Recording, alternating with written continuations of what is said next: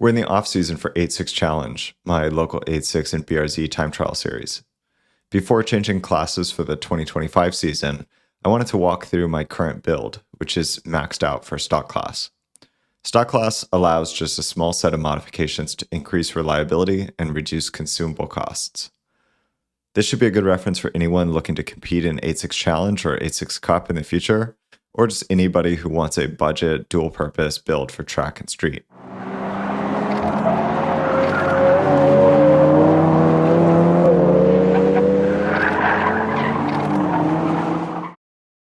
Okay, starting in the engine bay. There's not too many modifications here. Obviously, stock class means there's nothing crazy like a turbocharger or supercharger, but we do have the Jackson Racing oil cooler kit here. This is pretty heavily modified from the original Jackson Racing oil cooler kit. I've retained the OEM heat exchanger here, and we have the Jackson Racing sandwich plate and a Toyota oil filter. Right now I'm trying out that filter, and I will later cut them apart and compare them with some other oil filters. And then these are not a part of the Jackson Racing kit. These are Goodrich 910 lines. And I wrote about these in a blog post. I have custom lines going down to the oil cooler. And then I also have a custom mesh that I've installed here behind the grill. And I just block this off. I block off the oil cooler when I'm driving on the street with tape. This is copied from some IMSA race cars. But this allows me to keep the temperatures reasonable and not overcool the oil when I'm on the street. If you overcool the oil, you're just going to increase the viscosity of the oil even higher. And I'm already running 0W40, so I kind of want it to stay around the boiling point of water, which is around 200 degrees Fahrenheit. Another change is I've added this radium catch can. And I can actually show how I empty that. This is a catch can. I'm calling it a catch can rather than an air oil separator because it doesn't allow the oil to drain back into the engine. So I usually just separate that and dump the oil that comes out of it. Okay, this is how I empty the catch can. So I have this syringe with a 7-inch needle on it, and this is just bought on Amazon. It comes in a 2-pack. And I pull out the dipstick for the catch can, and I just insert this in here and extract it all out the top. There's none in here, essentially, because I've done this recently. So that's how I dump the oil. I just put it in this oil collection over there. If you don't have one of those, just keep an oil bottle and put it in every time. Alternatively, you could just dump it back in the oil fill spout here. That's what air oil separators do anyway, but depending on your climate, that may introduce more condensation into the oil, and it might not be something you want to do. Safest bet is just to store it and recycle it with the rest of your oil. So one of the things that you'll notice is I only have a single catch can on the PCV side. So this routing, if we come over here, you can see it's routing from the back of the engine there. That's the PCV side catch can. Radium does make another catch can that goes in the CCV side and the crankcase ventilation side. My friend had one of those installed, and he found that it didn't really collect much oil. So that's one of the nice things about this radium kit is you can just select just the PCV side, and you can install that. And compared to some of the other ones that have coolant lines going into it, it's quite simple. So if you live in a more extreme climate, colder winters, maybe routing the coolant lines into it and then returning that directly into the engine is worthwhile. But for me, I'm willing to periodically dump the catch can, and so I think this is a nice and simple solution. Another thing that may be a little bit difficult to show is we do have, very difficult to show. This is the oil pressure sensor right there underneath the stack for the oil filter. And The way that I've routed this is the wiring comes kind of through this area and then out here on this side, and then this is the non-OEM wire that I've added, and this just follows along here. This is actually the intermediate board that's used for the oil pressure warning trigger. So that connects back to the circuit that gives the warning that the OEM originally has that will light up the oil lamp. And I can show a picture of what that looks like. And then this goes all the way back, and it goes through the firewall. So this is, again, the oil pressure sensor, and there's a tie there. I actually routed it through the firewall along with the other OEM cables. So it goes back through that harness, and it's a little tricky to actually route it there. Some people instead drill a hole and add another boot. I think that's pretty reasonable. The way that I did it is I took a metal chopstick and got some soapy water on it and took off the wrap. There's some tape around that boot, and I just inserted it through that way. The one other thing that's kind of note here, and I'll cover it now, is my hard point mounted lavalier mic. So later we'll talk more about the rest of the AV stuff that I use to record on-track videos. But this is a microphone that is hard mounted, so I leave it there all the time. I found that this is a good spot. It doesn't have a lot of wind noise. I actually tried to mount it underneath this, and because there's air from the radiator coming through there, it was really loud. So this is in a quiet spot of the engine compartment, and you can hear the intake and cam noise pretty well from here. So I routed this cable back this way. Underneath this, there's Tessa tape here that's keeping it on the kind of fender rail there. And then that goes back. Ideally it would go in the same way that the other one is, but if you're lazy, which I was when I was installing this, there's another way to route it, which is kind of just going through hole in there. You can pass it right through. So yeah, I have this routed here behind this panel, and then underneath this panel here, and back to my GoPro. Okay, and one last thing that is accessible through the engine compartment is these top hats. So we're getting into the suspension part now. These top hats are from a company called Petters in Australia, and they're offset. So it moves the top of the strut from here to here, and this gives you a little bit more camber and a little bit of caster. So I have this on both sides. Other than that, it's stock BRZ suspension in the front, so coilovers and sway bars are stock, and I do have camber bolts in the top position, and we're limited to 2.5 degrees of negative camber in the front in our class, so I'm able to just about achieve that with that combination.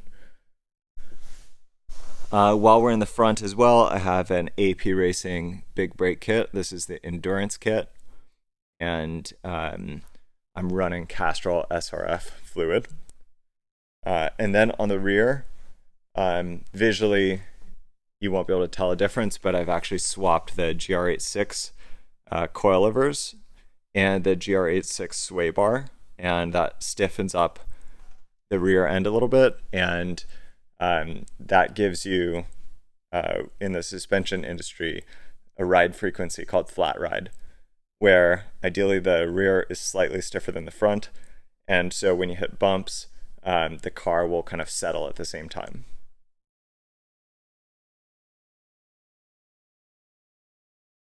One other thing on the rear of the car is I have this spoiler. So this is meant to mimic the premium spoiler on the GR86. The BRZ doesn't come with that.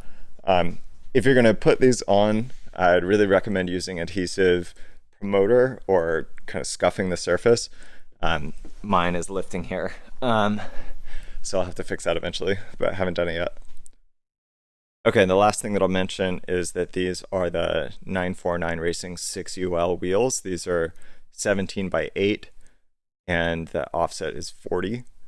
8-inch wide is the maximum wheel width that's allowed in this class. And then I'll go to 9-inch for the street class.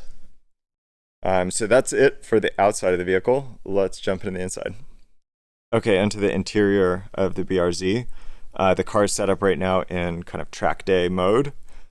So I've got this headrest set up with a GoPro mount from Ansix, and I've got a kind of like 1-inch riser on this and a GoPro 3.5 millimeter adapter that's kind of piggybacking on the back of this, and that allows me to plug in my 2 microphones. So I've already showed the first microphone in the engine bay, and later I'll show the other one in the rear end.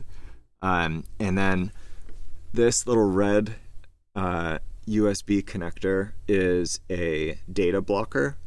So this allows the power to go to the device and not any data transfer. And then one other thing that's a little weird about this setup is I just removed the door on the GoPro entirely. I found that I still have the battery in here. It would be nice if I could just take off the battery, but the power supplied by the center console isn't high enough wattage in order to power the GoPro without a battery. I've never had any issues with it coming out. It's possible that there could be an issue, so it's not ideal. I think there's also some third-party doors that have a hole for USB, so that would be something worth looking into. But yeah, this is my setup. I have the cables stress relieved slightly here, although these connections are still, it's possible for these to be pulled out, but at least they're in line. It's not so bad if that happens. Okay, moving on to the driver's side. So you can see there's a couple things going on here. Actually, quite a lot of things going on here. So I've got my dash cam and my radar detector.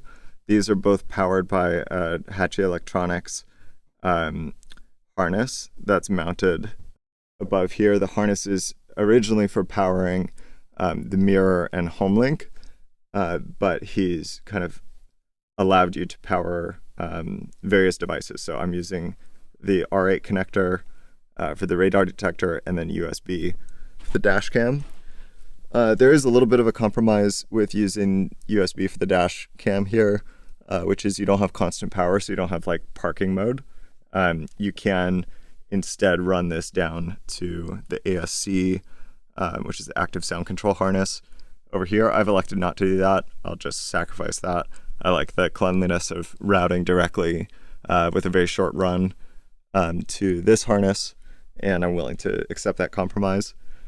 A couple other things here. So this is the no street racing kind of peripheral to tell you oil pressure, oil temperature, coolant temperature, and steering angle.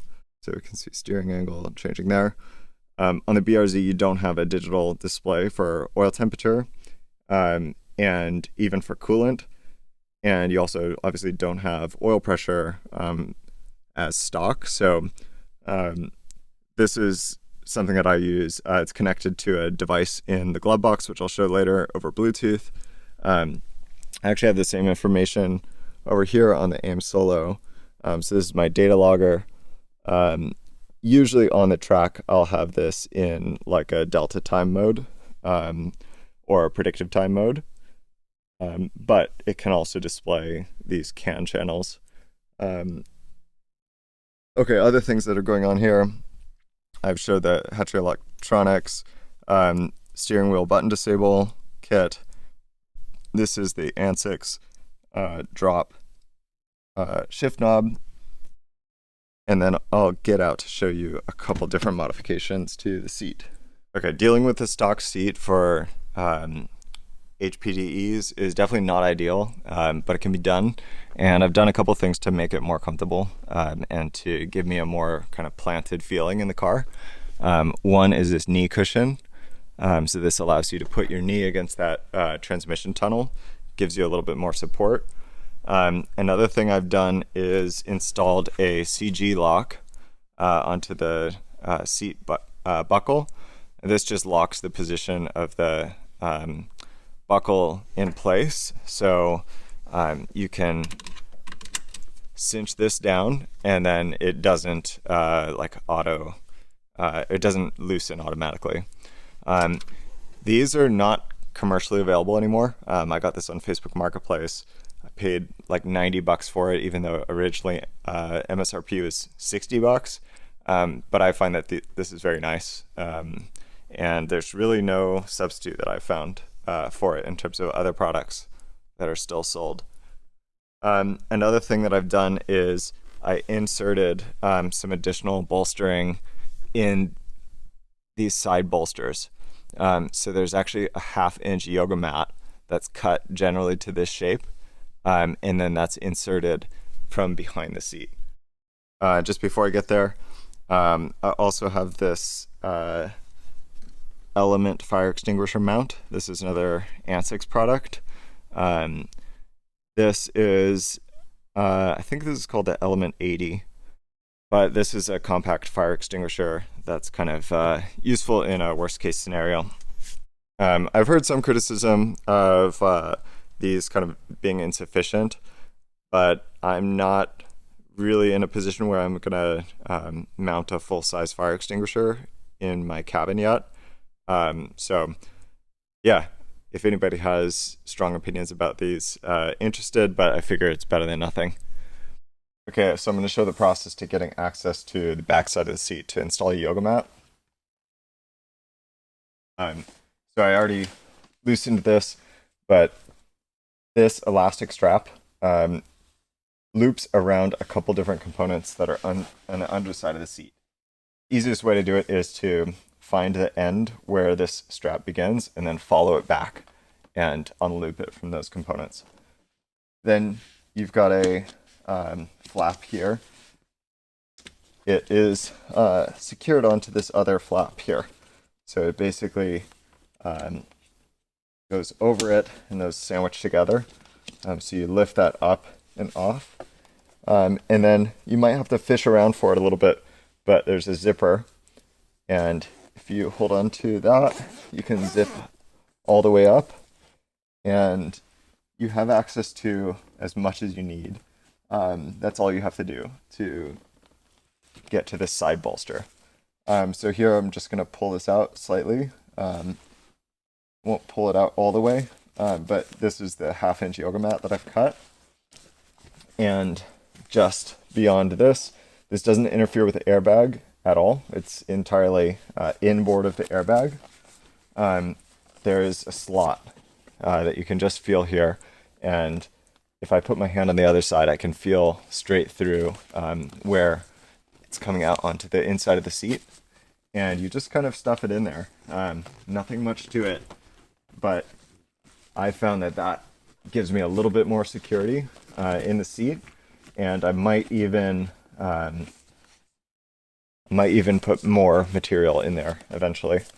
I'll take the camera and just show you a closer view.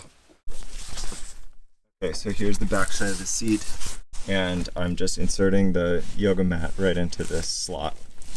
There's already a little bit of space there, and it works really well. One other thing I wanted to cover is that I take this Ansix mount off when I'm not on the track. If you do have a passenger, or even if you're just sitting here, this is something that in an accident you could conceivably hit your head on, and that's not going to be a good thing. You can remove this with two 5mm Allen keys, but what I decided to do was basically just buy a whole nother headrest on eBay. Cost $50, and I just swapped the whole unit. So come back here, take this off.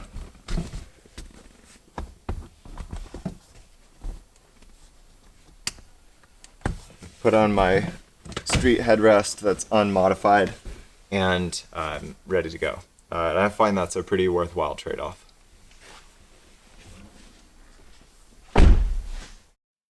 Okay, just a couple more things to show. Next, I'm going to show the brains behind the data logging setup. So this is a microcontroller that reads the CAN bus data from the car and also the analog signal from my oil pressure sensor. And it merges that data and it sends it over to the AIM Solo and the display on my dash. And the last part I wanted to show is the setup for my rear microphone. So this is the same Pulson lavalier microphone that's hard mounted in the engine compartment. There's a passage in the trunk that allows pressure to equalize in the car. And I ran the cable through that and just mounted it in this hollow area in the bumper. So thanks so much for watching. Feel free to leave any questions below.